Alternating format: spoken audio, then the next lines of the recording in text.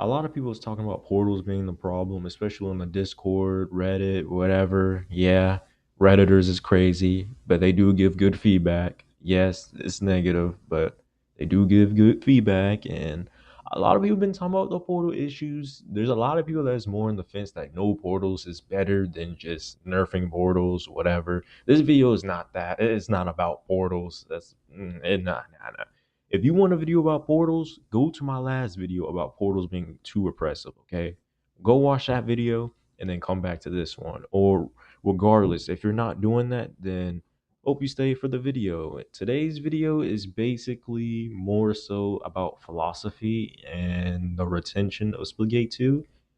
And I want to say this too. Splitgate, what made Splitgate 1 special was the philosophy, the game philosophy around Splitgate 1.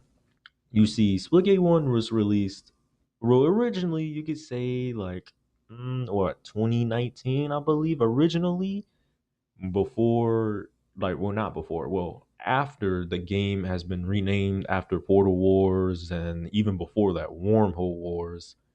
The game was really just Halo with portals, right? That's even that was the marketing campaign, right? It was basically during a time where everybody was waiting on Halo Infinite, and since Halo Infinite got delayed, yeah, basically 1047 Games, well, just I think it was 4 or 5 developers at that time. They had to figure out what they was gonna do. So Ian and Nick decided that they was gonna. I don't know. Apparently the game came out again in 2021. I don't know how that worked, even though it came out in 2019. Like I said, I don't know how this works. I wasn't there, so I only heard about Splitgate 1 while I was on my Pixel 3D grind, whatever. But I didn't want to install it because I don't know why. But I heard it was pretty popular and pretty fun, so I wish I tried it out instead of just looking at the news on it and stuff. But I did knew what Splitgate was. I just forgot about it, right? So basically, Splitgate 1 has like this feeling, right? It has this arena shooter arcadey vibe to it. And that's what made it special.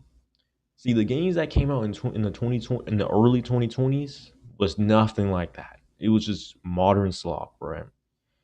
You had Cold War, the new Modern Warfare 2 or Modern Warfare 2022, whatever people call that game was one of the worst games I ever played.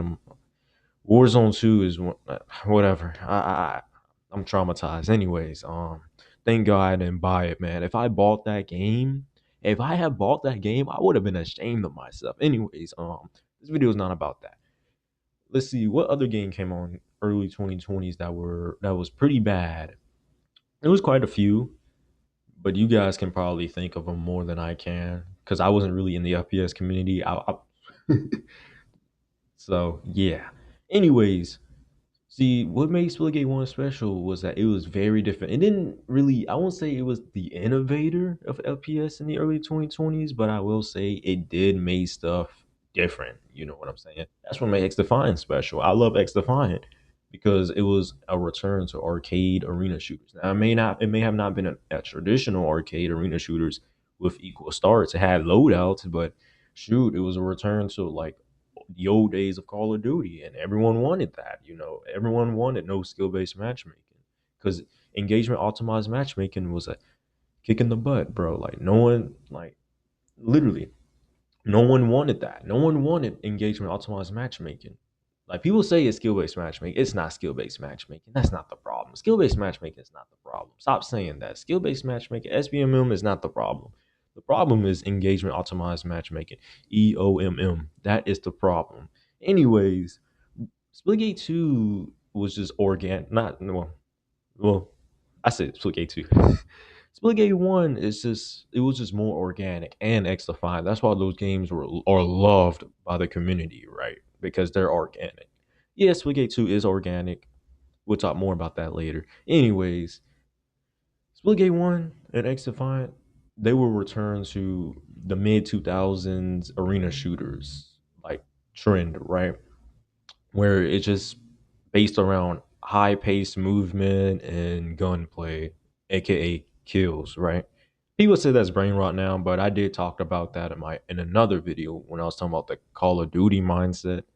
So yeah, go check that out. Anyways, I'll say Splitgate 2's problem really to me is that it tried to cater to the big audience so much to the point where it lost its own identity. And I say that Splitgate is supposed to be, well, I won't say supposed to be because it will always be a Halo clone no matter what, but it's better off that. And this is probably I don't know, it might be a hot take to some people, especially new audiences. To the Splitgate 1 players, they might agree with me most likely, but to newer audiences, they're gonna be like, "What?" Yeah,